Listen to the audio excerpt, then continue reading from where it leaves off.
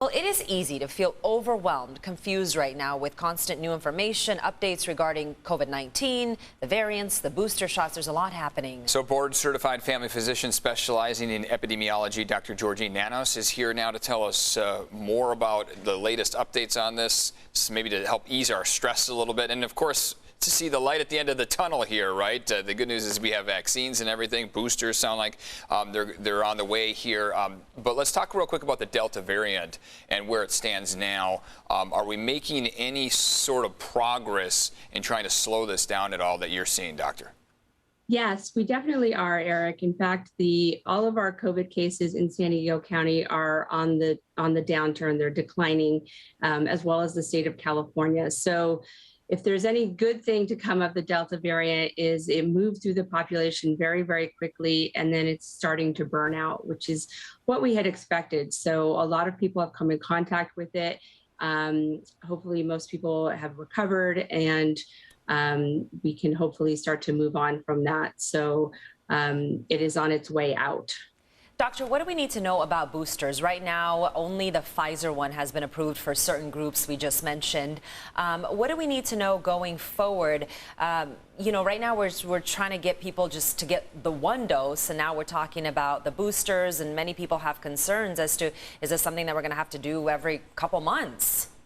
Well, that still remains to be seen in terms of how often we have to do it. As you mentioned, this right now, COVID is mostly a disease of the unvaccinated. The people who are not yet vaccinated are the ones that are seeing hospitalizations, serious complications, and the ones who are dying.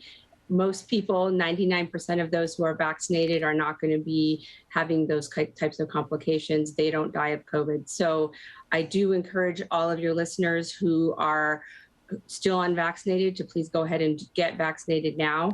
They are fully approved by the FDA, all 3 vaccines. But yes, in terms of boosters, Pfizer is the only one that's now approved. If you received your first booster shot from Pfizer more than 6 months ago, you're eligible for a vaccine. If you are over 65, if you have underlying medical conditions that put you at risk for complications from COVID, and if you are a frontline worker who is at higher risk from contracting COVID. As far as getting the kids the shot, the age group 5 to 11, where does things stand there, and how necessary is it for that group to also receive the vaccine? Because we've seen lower transmission rates in that age group. That's correct. So the expectation is that this week there will be some FDA ruling on approval, most likely for Pfizer, for the age group of kids 5 to 12 years old. They definitely are not as impacted by COVID. They have fewer complications and certainly far fewer deaths.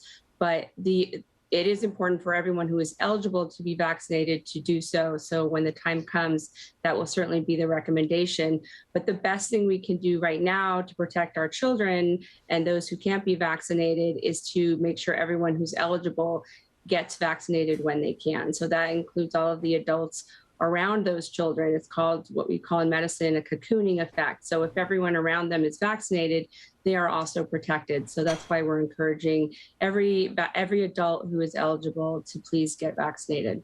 Doctor, what about for parents who are not anti-vaccine, but, you know, they say that the study for the kids age group wasn't large enough. It was only over 2,200 children, and parents just say, hey, you know what, we just want to wait and see. What is your message? So every previous vaccine that has come out for children has been studied in a population of children far fewer than 2,200. That includes all the childhood vaccinations that are currently on the market today. Typically that is the typical study that is done, or number of study population, for vaccines. So that is right in line with what we usually see with childhood vaccination studies. Certainly for adults with the COVID vaccine, we saw massive numbers on the order of 80,000. That's just, never been seen before. But most vaccine studies are around the 1,000 to 2,000 mark. So that's a really good sample size to give us good information to determine the safety and efficacy of the vaccine. You can go to kindhealthgroup.com for more information. Dr. Nanos, thanks so much for your time this morning. Always appreciate it. You're welcome. Have a great day. Thank you. You too, Doctor.